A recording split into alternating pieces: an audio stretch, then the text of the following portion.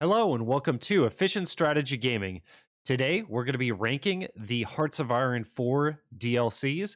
This is a question that I get a lot on my channel. Which DLC should I buy? Which DLC is best? So hopefully this clarifies things for a lot of you. So let's jump right into it. The first thing we have here is United and Ready, and this is actually before my time. And I am not aware of this actually being a DLC. It's not on Steam as an option, and it's not on the Paradox Wiki as an option. So I'm assuming that if you purchase this DLC, it was incorporated into the base game. So uh, probably I'm going to put that under should be free, overpriced, because it doesn't seem to exist anymore. The next DLC that I want to go over is it was released on March 8th, 2018, and that's Waking the Tiger. And I was playing Hearts of Iron 4 for this DLC, and it was quite a big DLC, and I would say it's a lot of fun. Let's see how much it costs on Steam. It is $20 on Steam. So is this worth it for $20 on Steam? It has national focus trees for China, modified focus trees for Germany and Japan, new general traits and abilities, decisions and missions, and then you can scavenge equipment on the battlefield. That mechanic still doesn't work that well and is not worth, I would say. But you do get, if you want to play as China, I've actually never played as China or communist China. There is a focus tree for that, but the modified focus tree for the German Reich and Japan is going to be pretty worth it because most Hearts of Iron 4 players will play those two countries. So I'm going to put it as pretty good just based on all those factors. And for $20, yeah, it's a little pricey, but I think because you get those modified focus trees, I think it's well worth. Let's go over the next DLC, which is going to be Together for Victory. And Together for Victory is actually not listed on the wiki. And so much of it must have been incorporated. No, here it is. Never mind. So December 15th, 2016 is when it was released. And you get new national focus trees and events for Canada, British Raj, New Zealand, and Australia and South Africa. So if you're one of those players that likes playing those countries, it might be more worth it.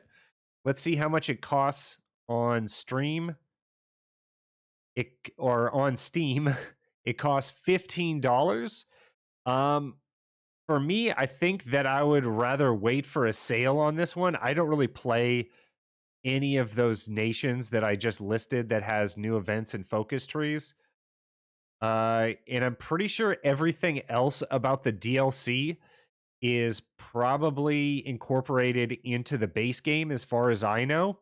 I know that there was a lot of updates with Together for Victory in terms of how the allies worked, but I'm pretty sure they're all incorporated into the DLC.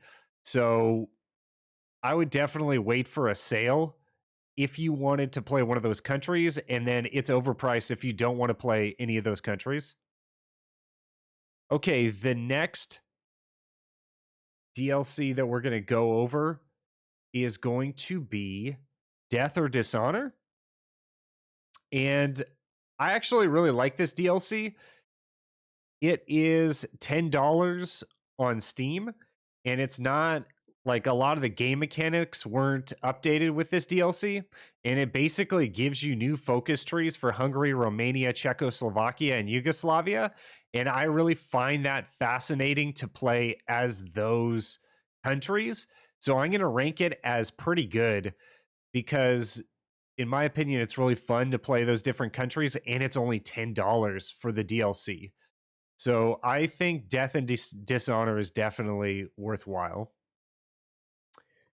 Okay, the next DLC updated a lot of the naval combat and how navies work in general, and that's man the guns.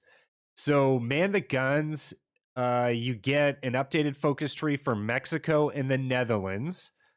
I've yet to play Mexico, but I hear it's a lot of fun, and the Netherlands is 10 out of 10 focus tree. Really have a lot of fun playing that one. Major alternate paths. The United States and British Empire. You could provoke a new civil war as the US or hasten decolonization for the British Empire. So that might be a little spicy for you to play if you like that. The ship designing got adjusted. You could add new components to that. I don't really use that much. To be honest with you, I play a lot of countries that are based on land-based combat. If you're like a Japanese player or UK or US, you probably rank this a little higher. But most of the naval mechanics that were added, I'm pretty sure, are incorporated into the base game. For instance, you can uh, adjust if a trade route goes through a certain sea area, and that way, if subs are like taking out all of your trade in a certain sea zone, you can try to path around that. I don't really use that a lot. I just choose countries that path around subs or that are on land routes to trade with. It also added naval mines, naval treaties, amphibious landing vehicles, and it looks like new music. How much does it cost? Okay, Man the Guns is $20 on Steam. And I'm going to say I'm going to wait for a sale on this. We're going to keep it at wait for sale. Is it worth it? Yeah, if you want to play um, Netherlands, Mexico, or if you want to do the alternate paths for the British Empire and the US, I think it is worth it to play. And so let's just wait for a sale on this one. And that's more based on my personal choice. It could be pretty good if you like playing as any of those nations. I think overall most of these DLCs it's going to be dependent on what nations you want to play as and if you want those focus trees. Okay, the next DLC came out on February 25th, 2020, and that's the La Resistance DLC. And that changed the mechanics of the game, that there is a resistance feature, and that also there's an occupied territories tab that you basically can set up garrison divisions and also change your occupation law. So are you a harsh occupation law, or if there is there just civilian government? There's probably 8 different selections that adjust the economy for those countries that you occupy. Excellent, excellent mechanic for the game. And before, you had to manually occupy the different territories to reduce resistance, which was a big dissatisfier. So the DLC changed all that. That should be a part of the base game. I'm not 100% sure because I've only played with DLCs, but someone can help me out in the comments. New focus trees for La Resistance will be says new focus trees for Free France and Vichy France. You get a huge focus tree for Nationalist Spain, just because it's not huge in and of itself, but there's a lot of different paths and a lot going on with the Spanish Civil War.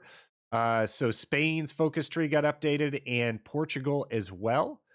I would say that the French, it basically made it so that France was playable and fun to play. And it's not that Spain was never fun to play, it's that now it's like a game in and of itself. Like there's just all these mini games that are pretty much added into Spain. I'm going to say La Resistance is 100% worth it. Let's see what it's $20 on Steam. If you don't like playing as Spain and in France, you're going to be going down to should be overpriced. But if you play Hearts of Iron 4, and you haven't played as France or Spain yet, you need to check those out. It's almost like playing a whole new game.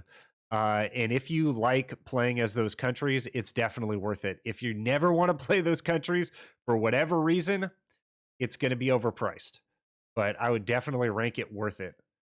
For me personally, I had so much fun playing as those two countries.